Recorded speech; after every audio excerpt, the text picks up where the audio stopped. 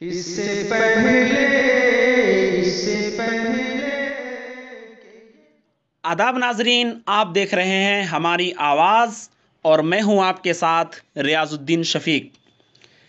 آج میں آپ کے سامنے کچھ ایسی موٹیویشنل باتیں لے کر حاضر ہوں جس سے ہم بہت کچھ حاصل کر سکتے ہیں۔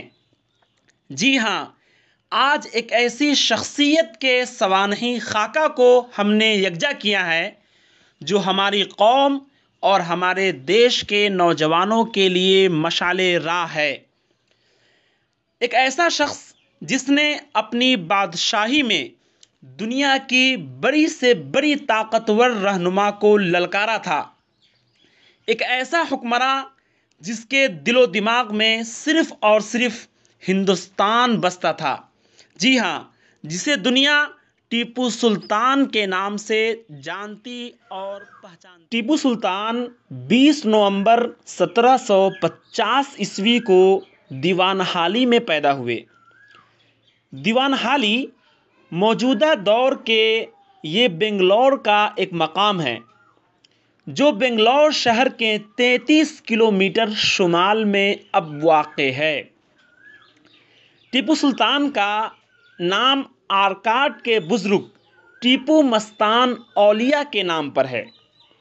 اسے اپنے دادا فتح محمد نام کی مناسبت سے بھی فتح علی کہا جاتا ہے۔ حیدر علی یعنی اس کے والد نے ٹیپو سلطان کی تعلیم پر خاص توجہ دی اور فوج اور سیاسی امور میں اسے کم عمر میں ہی شامل کیا۔ محض 17 سال کی عمر میں ٹیپو سلطان کو اہم سفارتی اور فوجی امور پر آدانہ اختیار دے دیا۔ اسے اپنے والد حیدر علی جو جنوبی بھارت کے سب سے طاقتور حکمراں کے دور پر ابھر کر سامنے آئے تھے، ٹیپو سلطان کو ان کا داہنا ہاتھ سمجھا جاتا تھا۔ تو ٹیپو سلطان کے والد حیدر علی نے جنوبی ہند میں 50 سال تک انگریزوں کو طاقت کے بلبوتے پر روکے رکھا اور کئی بار انگریز افواج کو شکست فاش بھی دی۔ ٹیپو سلطان کا ایک قول بے حد مشہور ہے جو شروع زمانہ سے آج تک دنیا بھر کے حکمراں، سائنسداں اور سیاسی لوگ لیا کرتے ہیں۔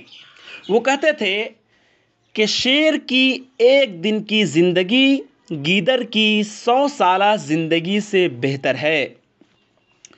ٹیپو سلطان نے برطانوی سامراج کے خلاف ایک مضبوط مزاحمت فراہم کی اور بر صغیر کے لوگوں کو غیر ملکی تسلط سے آزاد کرانے کے لیے نہایت ہی سنجیدہ اور عملی اقدامات کیے۔ ٹیپو سلطان نے انتہائی دور رس اثرات کے حامل فوجی اصلاحات بھی نافذ کیں، صنعت و تجارت کو فروغ دیا اور انتظامیہ کو ازسر نو منظم کیا۔ اس کے ساتھ ہی ٹیپو سلطان کو اس بات سے اتفاق تھا کہ بر صغیر کے لوگوں کا پہلا مسئلہ انگریز افواج کو دیش سے باہر نکالنا ہے۔ تو ٹیپو سلطان اتنے بڑے رہنما اور اتنے جری قائد ہونے کے باوجود ٹیپو سلطان کی زندگی ایک سچے مسلمان کی زندگی تھی۔ وہ مذہبی تعصب سے بالکل پاک رہتے تھے۔ یہی وجہ تھی کہ غیر مسلم ان کی فوج اور ریاست میں اعلیٰ عہدوں پر زیادہ فائز تھے۔ ٹیپو سلطان نے اپنی مملکت کو مملکت خدا داد کا نام دیا تھا۔ حکمراں ہونے کے باوجود خود کو ٹیپو سلطان عام آدمی سمجھتے تھے۔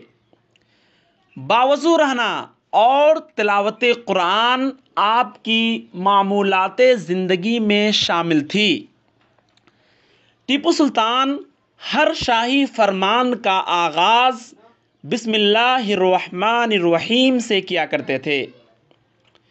ٹیپو سلطان کو علم اور اہل علم سے بھی بے حد زیادہ محبت تھی۔ یہی وجہ ہے کہ ٹیپو سلطان کو 6 زبانوں کے حکمراں کہے جاتے ہیں۔ آپ کو عربی، فارسی، اردو، فرانسیسی، انگریزی سمیت کئی زبانوں پر دسترس حاصل تھی۔ ٹیپو سلطان مطالعہ کے بھی بے حد شوقین تھے اور ذاتی کتب خانہ کے مالک بھی تھے، جس میں کتابوں کی تعداد کم و بیش 2000 بتائی جاتی ہے۔ اس کے علاوہ آپ سائنسی علوم میں بھی خاصی دلچسپی رکھتے تھے۔ آپ کو بر صغیر میں راکٹ سازی کا موجد بھی کہا جاتا ہے۔ اس کے ساتھ ہی علامہ اقبال کو ٹیپو سلطان شہید سے خصوصی محبت تھی۔ 1929 میں آپ نے شہید سلطان کے مزار پر حاضری دی اور علامہ اقبال وہاں 3 گھنٹے ٹھہرے اور شدت جذبات سے آنکھیں سرخ تھی۔ انہوں نے سرخ آنکھوں میں یہ کہتے ہوئے باہر نکلے کہ ٹیپو سلطان کی عظمت کو تاریخ کبھی فراموش نہ کر سکے گی۔ وہ مذہب و ملت اور آزادی کے لیے آخری دم تک لڑتے رہے، یہاں تک کہ اس مقصد کی راہ میں شہید بھی ہو گئے۔ علامہ اقبال کی ایک نظم بھی ٹیپو سلطان کی تعریف میں ہے، جس کو علامہ اقبال نے ضرب کلیم میں ٹیپو سلطان کی وصیت کے نام سے درج کیا ہے۔